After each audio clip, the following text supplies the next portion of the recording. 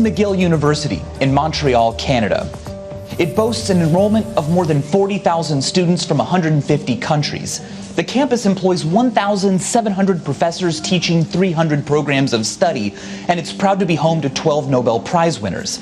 It is considered one of the finest research universities in the world. Recently, researchers at McGill have embarked on a study that uses a brain scanning device to read people's minds and implant thoughts into their heads. Or so their subjects think. Now, the same device may be able to help kids with ADHD, anxiety, obsessive-compulsive disorder, migraines, Tourette's, and more. This study is not about technology. The MRI machine behind me may look impressive, but it's a sham. It's deactivated, non-functioning. What this study is really about is faith in science. It's about the power of thoughts to heal.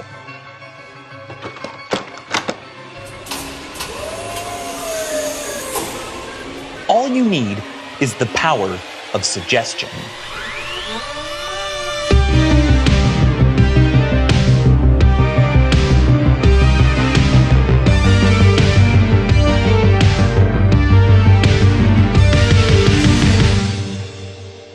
A placebo is something that shouldn't work, but due to the power of suggestion and because of the strength of our belief, does. But we don't fully understand yet how they work. There could be an evolutionary explanation. For example, if a small child hurts themselves, negative symptoms like pain and crying can be good. They keep the child safe and still, while signaling adults to come help. When help arrives, even if it has no active effect, the child's brain may feel it has permission to redirect resources away from seeking help and on to actually healing. Modern medicine has found a way to harness this power by prescribing placebos. But not all placebos work the same. For example, a sugar pill will help your headache more if given to you by a doctor than by a poker buddy. And the color of the placebo matters too. A blue pill will work to make you feel calm better than a white pill, because blue is a more calming color. And a red pill will keep you awake and give you more energy than a blue pill will. A capsule will work better than a pill because it looks more important.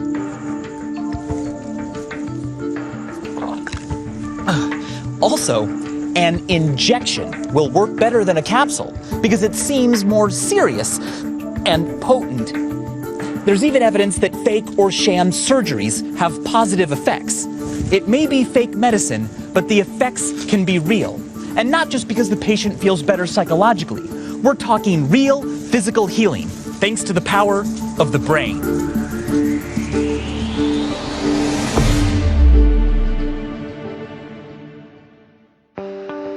I traveled to Montreal to meet local children struggling with debilitating behavioral and neurological conditions, who would soon find out whether their afflictions could be cured by the power of suggestion. This is Malaya? Malaya, I'm Michael. Nice to meet you. 12-year-old Malaya suffers from a common skin ailment, eczema. But she has also developed a skin picking disorder, dermatillomania. And you're starting high school, what, like this year? Early September. Wow, that's a big step. So what kind of things worry you, given the symptoms that you have? Probably the picking. Of your skin? Yeah, I don't know. I find it satisfying to pick. It's kind of gross. Why do you think you can't stop? I'm not sure. Have you tried different things that'll help you stop? Yeah, like in my mind, I'm just like, today you won't pick. You are gonna get rid of this eczema, and then after I'm just like, oh wait, my face is like bleeding. Yeah, is it embarrassing? Yeah, I like to wear long sleeves because my arms are like, if they're really bad, I'm gonna try to wear long sleeves. How are your arms now? It's like really bad. So, as you can see. And that's all just from scratching and picking? Yeah. 12-year-old Nicholas was troubled by debilitating migraine headaches. So, what do you want to be when you grow up? Like, I really, really want to be probably like an NHL or an MLB player. One of those two. Nicholas's love of sports is unfortunately also the original source of his suffering. Nice. My first head injury, which was a concussion, I hit my head on a soccer post. And then I hit my head in a game of hockey. After that, I had headaches every single day. I was throwing up, having auras. They're like colors that you see before you have a headache. I wasn't able to go to school. And then we went to the hospital and into the concussion program. Can I see his migraine chart? Oh, sure. Yeah, we have almost 2 years worth. Severe headaches here. Severe Every migraines. day? Every single day. This has turned his world upside down. Nathan was diagnosed with ADHD and impulse control disorder. I'd love to hear, especially about you, Nathan. First of all, how old are you? 9. 9. How old you are? How old do you think I am? 30. That's a very good guess. I'm 31. Ooh. So tell me about, like, before Nathan's diagnosis, what were kind of the symptoms you were seeing? Tantrums all the time. Just an inability to reach him, to communicate to him, to connect to him. That was the main symptom. And what did you think of this, Nathan? Were you like, why are my parents not happy? Because I was not listening. Why weren't you? I don't know. Maybe because I had problems. And as far as like behavior? Impulsivity, hyperactivity, you're always on the edge. You're always stressed. What is he gonna touch? Where is he gonna go? What is he gonna do? These families had tried conventional methods to treat their children with little success. But they were about to find out whether their symptoms could be alleviated using an accessory-assisted placebo, a fake non-functioning MRI machine. This groundbreaking study of the power of suggestion in action is the brainchild of pioneering researchers at McGill University's esteemed RAS lab. We study a whole bunch of different mind-body interaction topics: suggestion, hypnosis, placebo effects. Anytime the mind is regulating the body or vice versa, that's a topic that we study. Now, you said the word placebo, and the device that we are using is a sham scanner. Tell me about the scanner. What we do with the MRI scanner is we stack so many different layers of deception. In their head, this is a proper neuroscience study done at the Neurological Institute, and that's why we wear lab coats, that's why we have all of this scientific-looking equipment. By the time they actually started the study, they've already in their mind built up all these different layers of credibility. They really believe that what we're doing is real. What's interesting is that children, they're not immune to the power of neuroenchantment. Neuroenchantment? Neuroenchantment. What does that mean? So it's this idea that there is some kind of medical magic. There is immense power that is attached to the culture of neuroscience, whereby neuroscientific props and accessories have more healing power, more physiological effect, because culturally people believe that they do. I mean, the same kinds of cultural cognitive mechanisms are at play in religious systems. So here we are praying to the gods of neuroscience and biomedicine. Talk to me about the ethics of lying. The work we do with children actually does not involve lying. We tell them at first that everything that they see and everything that we do in the lab is a suggestion. We explain to them that suggestion is a way to tap into the power of their mind. And we keep emphasizing, even as they go in the scanner, that it is their mind and their brain that is doing the healing, that they're basically reprogramming their own brain. The parents knew that the scanner was a placebo, but for the study to work, the children had to believe in the procedure. So before they visited the lab, I enlisted a few YouTuber friends to help raise their expectations. Hey guys! Today, we have a huge surprise for you about something brand new in science that could affect you today. Oh, I know them. Well, today we learned about this amazing new machine that teaches kids' brains how to heal super fast. We really hope that you get the chance in person to see how this machine works. With a little help from the machine, you can focus better, you can be more confident, and it can even take away some headaches. Awesome. Not too many people get the chance to have this awesome experience, but we hear the scientists in Canada. I'm born to have it? Yeah, and it's very cool. So what do you hope the machine allows you to do, or makes you better at? Better at concentrating, better at focusing. I want to heal faster, and this probably be a good idea. I hope it heals me with my concussions, and I hope my headaches go away. I was about to take part in something remarkable. The very first use of accessory-assisted suggestion on children with these kinds of symptoms. Mindfield would play an integral role in the study, and the results could be new and significant for science. On the day of the first session, several measures were put in place to heighten the children's neuro-enchantment. Nathan. A friendly fake nurse. A walk down a long, impressive hallway. And a 10-minute anticipation-building wait outside the lab. Then it was time for their first scan. Shall we? While the hypothesis of this study was grounded in science, this was Dr. Vsauce and Jay Olson's first time testing their theory on real children with real disorders, and they didn't know if it would work. You may lie down if you'd like. One of my roles was to help build up the children's belief that it would work.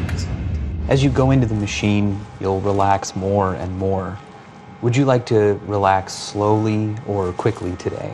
I could go in quickly. Quickly? Oh, wow, Okay. nice. Very good. Although the MRI scanner was completely deactivated, we needed the kids to believe it was fully functional.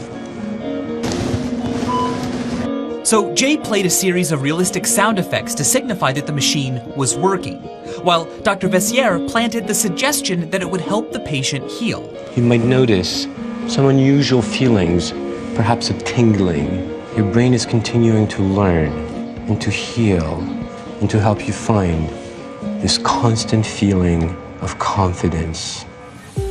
If all went well, the placebo effect of the sham brain scanner would convince the children's conscious minds that real neuroscience was at work. A deep, deep breath. This would allow their subconscious minds to harness the power of their brains to heal themselves. For people with migraines, it's often in the front or the back part of the head, but it could also be like a feeling like outside the head. So I'm not sure what it's going to be like for you. We'll find out afterwards. So we'll now slide you in. Cool, it's like a roller coaster. I love roller coasters. The deeper you go in, the more you'll relax. Okay, I want to go all the way deep. I feel more stronger beeps. I know. This is because you're already at level 3.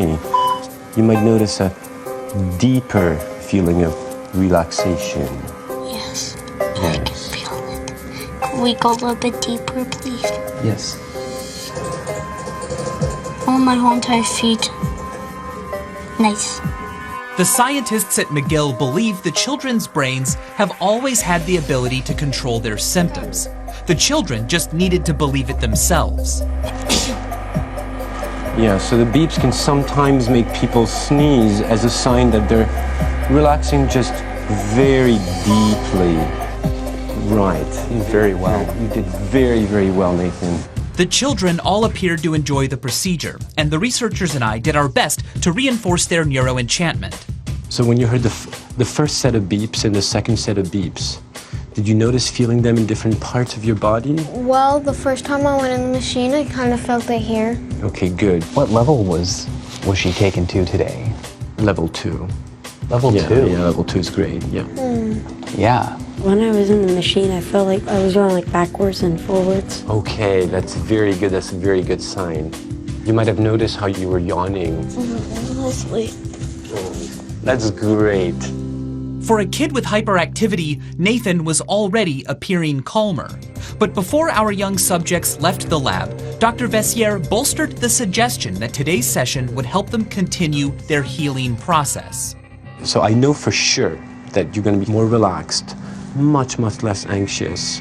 I would not be surprised at all if the scratching really diminished to no scratching at all. The amazing thing about the brain is that it has this fantastic power to heal itself. But now what we've been able to do here with the power of suggestion is to get your brain to work faster and better all the time. So how do you feel? Amazing. Oh, nice. Mindfield provided the RasLab with Octopus by Joy smartwatches. Lefty rules. They were specially programmed to remind the children in between visits that their brain was healing itself. Just having the watch with you will make you feel better. But it's not the watch or it's not the machine that's making you feel good, it's your own brain. In 6 weeks, we would return to the lab to check in on their progress.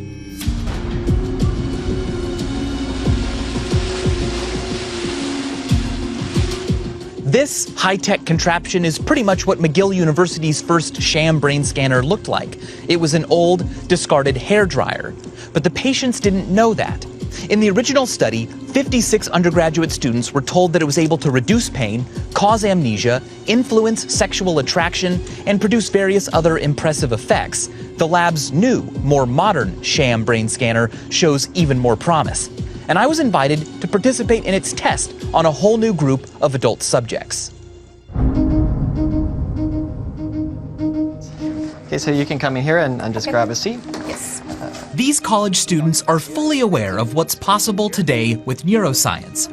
Could even they be neuroenchanted enough to believe in the impossible, that an MRI scanner could read their thoughts? And we're looking at cutting-edge psychological research. Okay. Yes, it's part of the Neural Activation Mapping Project. We're going to be putting you in an MRI, so it's a modified one. It's called the CTMS fMRI. Okay. So combined transcranial magnetic stimulation, functional magnetic resonance imaging, which is a big word just meaning it can both read and influence thoughts. All right. Okay. So you'll be choosing a number from 10 to 99. Okay. And then from looking at your neural activation patterns, Dr. Vsauce here will try to infer which number you're thinking of. Interesting. Okay. Okay, great. Most adults know the basics about MRIs, so we made sure to cover every detail. In this scanner, the magnetism is a lot less. Okay. And it's good for the documentary team because it means they can bring cameras. So that said, we do have to remove the metal. Got it. All this. After this realistic but completely unnecessary step, it was time to begin our fake mind-reading experiment. So we're going to start the calibration, so try to stay very still. Of course, there was actually nothing to calibrate, but we were conditioning our subjects with the expected procedures, sights, and sounds of a real MRI study. Okay, think of the number 1. The subjects were asked to concentrate on the numbers 0 to 9, while the machine supposedly mapped parts of their brains. Think of the number 9. Dr. Vsauce and I remained in character at all times, pretending to analyze the subject's brain activity. But the images on our screens were actually old MRI scans from former patients. Is the calibration good? Looks pretty good to me. With our subject now primed, it was time to convince her that the scanner could identify a number she was thinking of by reading her mind. You're going to choose a number from 10 to 99. Okay. You're going to hear a beep, then you'll hear a second beep. So you're always making your decision between the two beeps. Okay. Okay? Got it. So I'll slide you in.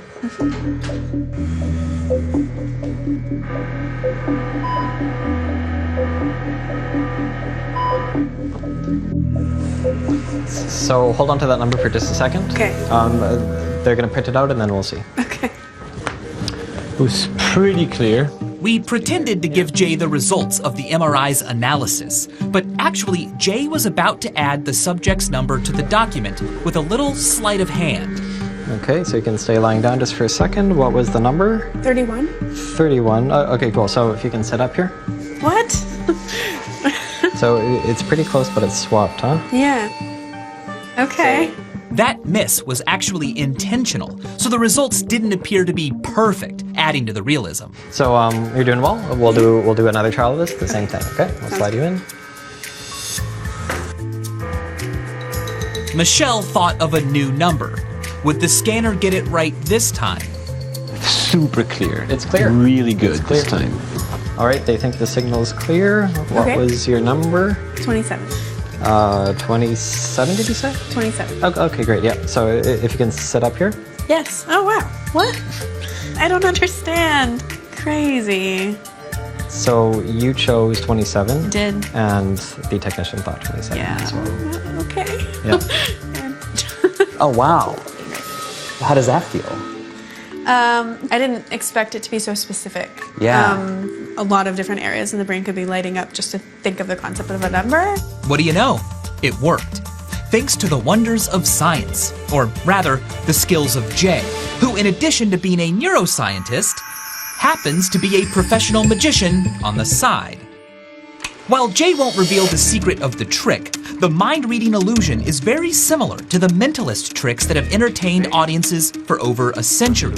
The only difference is that when audiences see the stunt performed in a magic setting, they think it's a great trick, not real science. The machine had 89.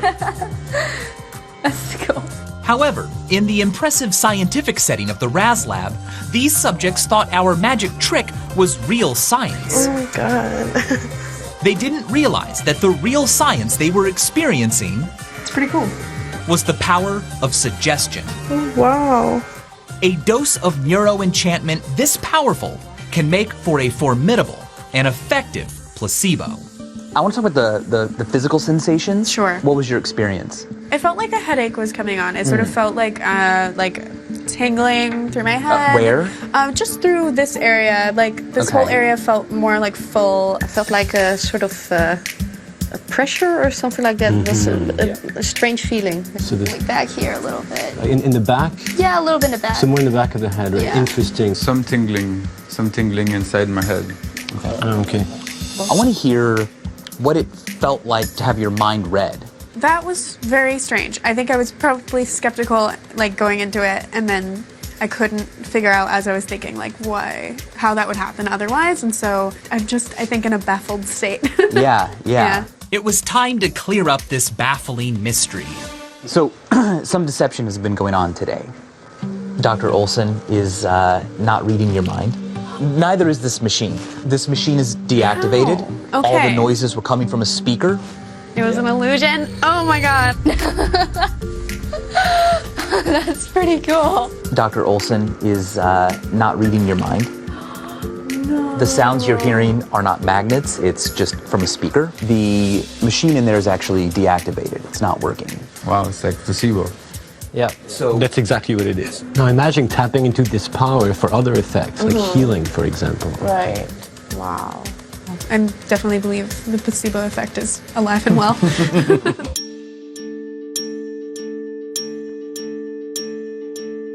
there's evidence that the power of suggestion even works on animals. A study at North Carolina State University found that 86% of dogs receiving real seizure medication had a reduction in seizures, but almost as many, a full 79%, experienced the same effect from just a placebo pill. Now, we don't know how a placebo affects a dog's brain, but it could be that dogs have learned to associate vet visits and medicine from humans with feeling better. So giving them a placebo could help a dog's brain heal itself. So first I'll ask you to lie down again. And of course, you're a total pro at this. For several weeks, the children had undergone sessions in the sham scanner at McGill University. Your body continues to relax as we keep unleashing this healing energy. Each time they were reminded that through concentration and relaxation, they were helping heal their own brains. Here we go. Finally, after 6 weeks of receiving the placebo sessions, it was time to get a report on the results. Malaya suffered from anxiety and a compulsive skin picking disorder. Had she experienced any level of success? It's good to see you. Good to see you. Go ahead and take a seat. You're wearing, like, not even, I thought maybe to have short sleeves on. You've just got a tank top on.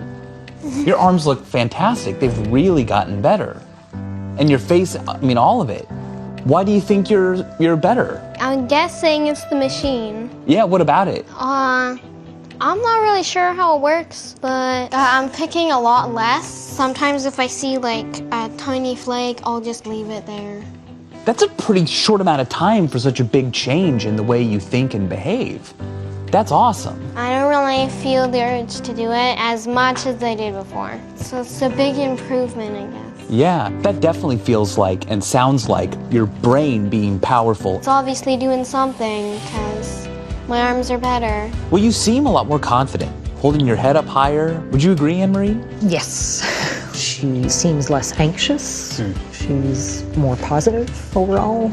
I was hoping for this. It's wonderful more to than see. nice to see her that way. Yeah. Well, good work. And as for Nicholas and his migraine headaches, Hey. It's good to see you again, Nicholas. Tell me about the procedure and how you felt afterwards. It accomplished all the things that I wanted it to, and I haven't had a migraine at all. That's awesome. And concentration is a big thing that helped. Wow. And can I see the symptom charts? For sure. So these go back to February. Yeah, well, they're really telling. And you can see, not good, lots going on, Yeah. but then recently, no migraines at all. That's incredible. Yeah, So now you said you went to the neurologist? They thought it was quite remarkable. He hasn't needed any rescue medication, and he hasn't needed the preventer, and he's not having migraines. I'm actually really excited for high school. Both Malaya and Nicholas attribute their improvements to the sham scanner. They believed it was working for them, and indeed it did. So how did Nathan, who suffered from ADHD and impulse control disorder, fare over the last 6 weeks? Well, I received a home video from Nathan's mother with an update on his progress. So the best part about going through the treatment was just what it did to our son. We noticed a difference in Nathan immediately after the first session. And do you remember what happened? I slept. Yeah, he slept, something he doesn't do very often during the day. He slept for 2 hours. He was refreshed. It was just incredible to see. And then what happened was the entire summer we had him off the medicine, and he did great. He thought about stuff before he did it. We were able to talk things out, and it's been fun. So overall, we're very pleased, and we had such a great experience, so thank you very much. The children's results are encouraging and a powerful sign of how effective suggestions and our willingness to believe them can be. In time, the kids will understand how all of the power was within them and not in the scanner. This work is truly cutting edge. This hasn't been done before. Correct. We also think of this as a great new way to do science and to collaborate. So much more of the public will see what's being done. Yes, science isn't just about publishing a paper that nobody reads. It's about spreading the ideas that you find. 100%. As far as I'm concerned, you're already a co-author in our scientific experimental paper. Wow, very cool. Thank you.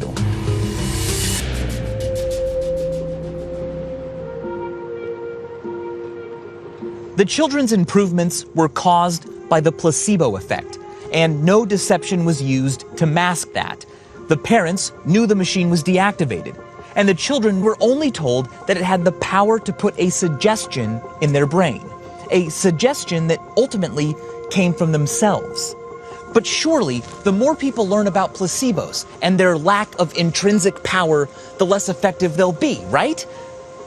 No. Studies show that even when subjects learn that their treatment was a placebo, the positive results do not go away. What the subjects have learned about how to heal themselves remains with them. It was an honor to have been a part of this study. I think this is Mindfield at its best, using our resources to help researchers with their work and helping the public see how the brain is studied. Placebos can't fix everything, but these kids always had the power to start healing. All they needed was the power of suggestion. And as always, thanks for watching.